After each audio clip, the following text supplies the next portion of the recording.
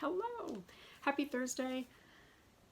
This is my third or fourth time trying to film this video. I hope I can get through it because it's been long, it's been too short, I'm Goldilocks today with this video. Anyway, I hope wherever you and your loved ones are that you are safe and well and that you're having a good day. I'm going to get right down to it. I decided I'm going to just keep doing pillow reviews for the foreseeable future because Dinosaur Bone is amaze-tastic. The darn thing is so good. I lay down in bed at night. Sleep is debatable, but I stay comfortable for the most part. I can't really, it's great. I feel like having that negative space filled has been an enormous advantage to my back, at least at night. During the day, everything's crap. But at night, I'm comfortable. I purchased 2 other pillows. I think I mentioned before that I sleep with 3 pillows under my head. One of my fabulous sisters found this pillow that she really likes that has, cervical support and everything else. So I decided, let's give it a shot. It arrived yesterday. Now I'm hoping that this one pillow will replace the 3 pillows I'm currently using. We'll see what happens. I'm not going to give any links to it until I try it out. Right now it's fluffing up and doing its, preliminary memory foam rebound thing from being in the box. It only came yesterday, so I'm leaving it to settle its pillowness with itself, and we'll see what happens. Plus, it's ginormous. My husband was slightly concerned that it would shove his pillow off the other side of the bed. No, I'm not going to let that happen, but it is a pretty giant pillow. And it looks like a butterfly, so I'm going to call that the butterfly pillow. So now we have the Dinosaur Bone and the butterfly pillow. The other pillow that I purchased this week is hopefully going to replace the 3 of the 4 pillows I have in my chair. Not this one, because this is a folding chair. But anyway, in my rocking chair where I sit every day, or even if I sit on the couch, I have to move all these pillows over. So I sit with this one bigger back cushion, then the U-shaped flexi pillow that I keep referencing. That pillow's awesome. At the base of my back. Then I have this long, actually it was my acupressure pillow that I took the pillowcase off, and now I have another pillowcase on it, so there's no acupressure needles on it. It's so ridiculous. But I have that straight up so it lines up with my spine. And then I have one for behind my head that gives me cervical and head support. It's ridiculous. So I'm hoping this pillow that's coming tomorrow, which allegedly, every pillow, believe me, I've done the legwork, or the legwork as I'm looking for it. It's all lumbar. They don't talk about how, maybe you have, cervical problems or thoracic problems or sacral problems, or it's like, no, let's all focus on the lumbar spine. Believe me, I get it. My lumbar spine's a mess, but so is the rest of my back. So it's like, hello. So until somebody comes up with a pillow that hits at every point, and for your entirely jacked up back, this is the pillow. I have to Frankenstein it. So that's what I've done. Hopefully, the next time we talk, I'll be like, you know what? Every pillow I own is amazing. I've repurposed the other pillows into other things, and we'll see. I doubt that'll happen, but we'll see. We can hope. The other reason I wanted to film today, aside from the fact that it's Thursday and I film every Thursday, was because I have a confession to make. I know. What drama. Last Sunday, I woke up and the first thought that came into my head was, ouch. I know you're shocked. This is new. This is new information. Here's why. The second thought that popped into my head was, this would have been a good moment to do a bolus. Now, before you're like, what in the holy heck is bolus? Let me tell you. When I had my intrathecal pump, I know you're shocked that I'm referencing this, and not in a bad way. It was a silver hockey puck on the lower part of my abdomen, under the skin. It had a rubber port in the middle, and so when I would go in every 4 to 6 weeks, my doctor would do a sonogram to find the port, then they'd drain the medicine that was out, record it, reload it fully so that it would be ready for the next month, and it would have enough for the 24 hours a day, but it would also have enough for breakthrough doses, these bolus doses. Okay. The advantage of having medication going through my system 24 hours a day was obvious. I wasn't in this peak and valley type of situation. having a bolus, I didn't do it all the time, but like my husband would say, keep the remote nearby by the side of the bed. That way, if it's a bad day, you can just do it before you get up, and hopefully it'll help. And so Sunday, when that popped into my head, I did not say it out loud because I was like, oh my gosh. I think I said that once to my husband in the almost 4 years since the pump's been out. I realized I have never... Let me back up. When I got the pump taken out, if you're new to the blog, if you're new to the page, I was so heck bent on control and like making the choice, and because having the darn thing break was not my choice, it was almost replaced pretty quickly, and then something backed it up. I don't think I was feeling well, and so they couldn't do the surgery, and so they had to back it up. And then I kept pushing it and pushing it and pushing it, because the longer I was without it, once withdrawal was over and I started to feel what life was like on the daily without it, I thought, maybe I could make it one more month. Maybe I could make it one more month.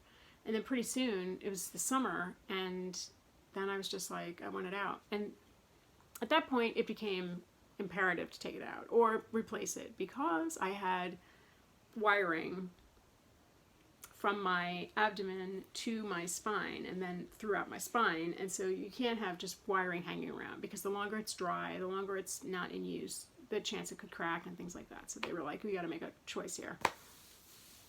Plus getting it out, you know, I didn't want this thing in my body anymore.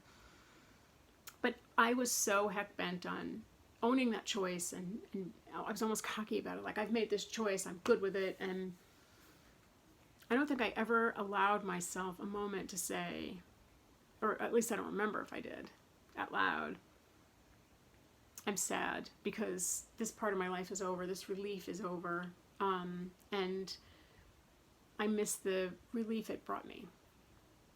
I never said that because I was so heck bent on, like, I was angry that it broke, and I was angry for the change, and I was upset, and I was all over the place. And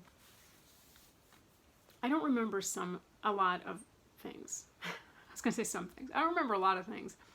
What I remember about the period of withdrawal was that I was listening to One Direction on repeat and imagining smells and sounds and things that weren't there. You know, my family, oh, bless them, because, wow, especially my husband, because yikes. And I cried, and I felt like a failure. It was like, where was my head? Where was my head? Not on straight, that's for sure. Anyway, but I never said, once it was done, once it was gone, except for that one time, I missed the relief it gave me.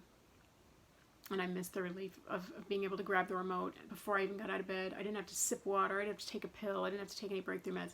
That I could just put the remote over my abdomen. That the computer would read the computer, and it would give me that extra dose. And by the time I was ready to get up, I'd have a little more medicine floating through my system, and it would make it a little bit more bearable. Did it take all the pain away? No, it didn't. Nothing does. There is no magic pill. If there was a magic pill, we would all be cured, you know? But I've never said that out loud. And when I thought of that on Sunday, I was thinking, where did that come from? Because I didn't know. I didn't know where it came from. I mean, my brain, whatever. Anyway, that was a big admission for me. And I still this week, I've been holding on to it because I thought, geez, like, what the heck? And then I realized, like, it's okay to say it out loud, because it doesn't negate the choice. It doesn't negate the rightness or wrongness, whatever, of a choice. The choice was made. Do I regret it? No, I don't. Did I regret it at the time? Maybe. Only when it initially broke. By the time I was ready to get it out, I was like, get it out of me. I didn't want it anymore. But the disadvantage to keeping that in was, I think I just buried that. Like, you can't even show like you're wavering at all, because they'll read that and convince you to get it back. And I don't even know who the they was, because my family and my doctor, everybody was supportive. My doctor was only concerned about the prolonging the choice. Like, let's do it one way or the other, because he was worried about the wiring. And about my pain relief, but mostly the hardware, you know, I think. but yeah, and then like the chorus of Ozzy Osbourne's Changes popped into my head. I'm going through changes. The rest of the song, no, just I'm going through changes. And I thought, geez, is this a new thing for me? And then I realized, no, I'm not going through changes. I mean, well, sure I am. I'm going to be 48 next month, but like my pain response, my spine's issues, the things that are happening in my neck, which I still can't answer because I have not spoken to my doctor because he's still away. That's a whole other problem. But the things I'm dealing with now, for the most part, are not new things. My spine's been a mess my entire life. The curve is worse. I don't know what these nerve root cell cysts are and all that other stuff that I'm trying not to think about till next week. Or till June 23rd, because that's when I'm speaking to my doctor. Trying not to think about it, because if I think about it too much, then I obsess about it. And I had to like bookmark my Google searches for all of what those things mean, and some of it was just like, great, I'm so excited for this, that I have to deal with this now. But the sum total could mean nothing. I don't know. But I won't know that till June 23rd. So we do our best to put it out. But at the same time, I'm admitting out loud, on Sunday I would have been grateful to have the remote and to have the benefit of the morphine. If for no other reason than, not that I want to have those meds again, but to be able to give me relief before I had to get up and move for the day, which was not, it wasn't a good day for me. And the thing is, it wasn't the worst week I've had. If you had asked me a couple weeks ago, I would have been like, sign me up for the operating room, because I actually am thinking now, maybe I can't blow off the idea of a spinal cord stimulator. He's been bringing that up for years. And maybe I can't just go like, whatever, no, I'm not doing that. Maybe I don't have that luxury anymore. And I don't want it to be a dramatic event that brings me back there the way my spine repair and the pump was, because those were very dramatic events that were inevitable. That's where we are. So I don't think I can just like blow it off. We'll see what happens. Anyway, that was a big thing for me to admit. I don't think I grieved properly for it, the loss of it. I was glad to be done with it, but I don't think I allowed myself the room to feel that in a way that made me not judge myself, if that makes sense. Anyway, so that's where we are. I'm going to leave it there because I could just keep going on and on and on, and I don't want to do that. I will expand on this more in the blog tomorrow, which I'm almost done with. It's a miracle. It's a miracle. Until I edit it and then I start chopping it up and then I'm frantic tomorrow. Anyway, I hope you have a low pain, no pain, low aggravation, no aggravation kind of a day and that kind of a weekend, because that's what we all deserve. And I wish you well. And wherever you are, I hope you and your loved ones are good. And I will see you tomorrow via the blog and next week for another video. Bye. Be well.